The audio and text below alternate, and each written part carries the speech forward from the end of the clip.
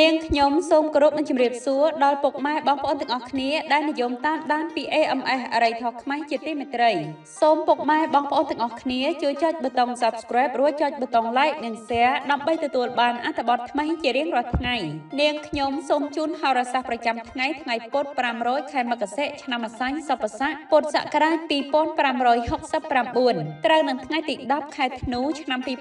2025សម្រាប់ពុកម៉ែបងប្អូនដែលចង់ដឹងពីជោគជតារាសីលៀបសការៈលុយកាក់និងការធ្វើដំណើរថាតើត្រូវធ្វើយ៉ាងណាដើម្បីទទួលបានលៀបជ័យនៅក្នុងថ្ងៃពុធនេះនៅពេលនេះនាងខ្ញុំសូមជម្រាបជូនដូចតទៅ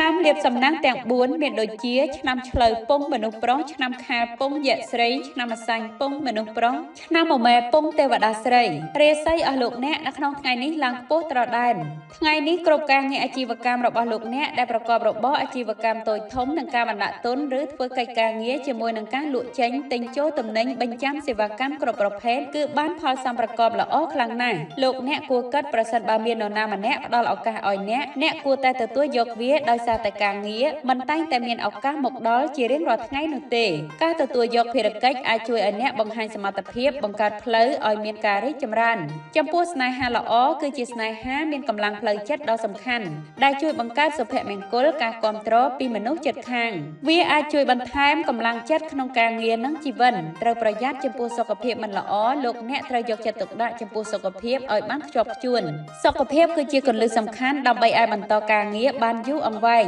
ការមិនយកចិត្តទុកដាក់អាចនាំឲ្យមានការបាត់បង់ឱកាសនិងសមត្ថភាពវាជាការលើកទឹកចិត្តឲ្យអ្នកកុំឲ្យចោះចាញ់នឹងបញ្ហាឧបសគ្គប៉ុន្តែប្រើកម្លាំងផ្លូវចិត្តនិងការបដិញ្ញាដើម្បីឈានទៅរកលទ្ធផលដែលមានតម្លៃការបដិញ្ញានិងការខិតខំប្រឹងប្រែងគឺជាគន្លឹះដើម្បីឈានទៅរកភាពជោគជ័យមិនមានលទ្ធផលល្អណាមួយកើតឡើងដោយចៃដន្យនោះទេហើយភាពអត់ធ្មត់អាចជួយឲ្យលោកអ្នកប្រឈមមុខនឹងការលំបាកក៏អាចបន្តដំណើរដោយមានស្ថិរភាពលទ្ធផលល្អគឺជាផលបូកនៃការខិតខំប្រឹងប្រែងការយកចិត្តទុកដាក់និងការបដិញ្ញាមិនបោះបង់ចោលឆ្នាំមធ្យមទាំង6មានដូចជាឆ្នាំជូតពងទេវតាប្រុសឆ្នាំថោះពងមនុស្សស្រីឆ្នាំរោងពងទេវតាប្រុសឆ្នាំមមីពងទេវតាស្រីឆ្នាំវកពងយៈប្រុសឆ្នាំចពងយៈស្រីរាសីអស់លោកអ្នកនៅក្នុងថ្ងៃនេះល្អជាមធ្យមរាល់ការទំនាក់ទំនងសម្រាប់ការធ្វើអាជីវកម្មពាណិជ្ជកម្មតូចធំទិញចូលលក់ចេញសេវាកម្មគ្រប់ប្រភេទនឹងបានសម្រេចដោយបំណងប្រាថ្នាលោកអ្នកត្រូវប្រុងប្រយ័ត្នកុំចូលទៅពាក់ព័ន្ធនឹងកិច្ចការងាររបស់អ្នកដទៃដោយសារតែវាអាចនាំឲ្យមានការយល់ច្រឡំបង្កបញ្ហាឬការចោទប្រកាន់ដែលមិនមែនជាការទទួលខុសត្រូវផ្ទាល់ខ្លួនរបស់អ្នកនោះទេវាជាការព្រមានមានភាពឆ្លាតវៃការយកចិត្តទុកដាក់នៅក្នុងទំនាក់ទំនងប្រចាំថ្ងៃការពារខ្លួនពីបញ្ហាការលូកដៃក្នុងកិច្ចការរបស់អ្នកដទៃនាំឲ្យ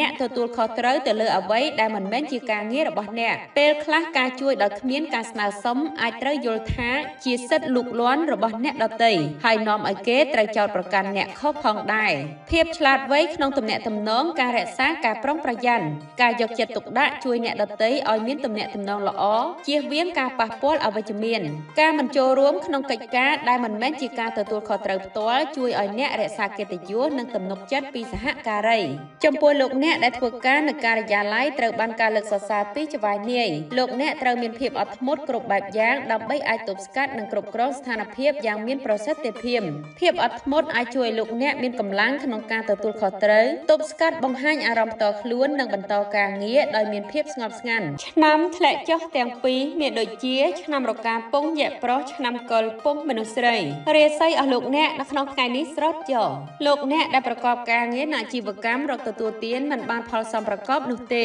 រាល់ការមកដាក់ទុនជាមួយម្ចាស់អាជីវកម្មសេវាកម្មទិញលក់ផ្សេងមិនបានផលចំណេញនោះឡើយការងារដែលលោកអ្នកទន្ទឹងរង់ចាំជាយូរមិនគួរត្រូវដោះស្រាយដោយចៃដន្យឬការប្រញាប់ប្រញាល់នោះទេគួរត្រូវរៀបចំផែនការជាមុនដើម្បីធានាថាការអនុវត្តមានប្រសិទ្ធភាពនិងទទួលបានលទ្ធផលល្អផងដែរការងារដែលរង់ចាំជាយូរជាភារកិច្ចដែលមានតម្លៃឬសារៈសំខាន់ត្រូវការយកចិត្តទុកដាក់ជាពិសេសការរៀបចំផែនការជាមុនអាចជួយកាត់បន្ថយកំហុសបង្កើនប្រសិទ្ធភាពនិងអាចធានាថាការងារត្រូវបានបញ្ចប់ដោយភាពជោគជ័យ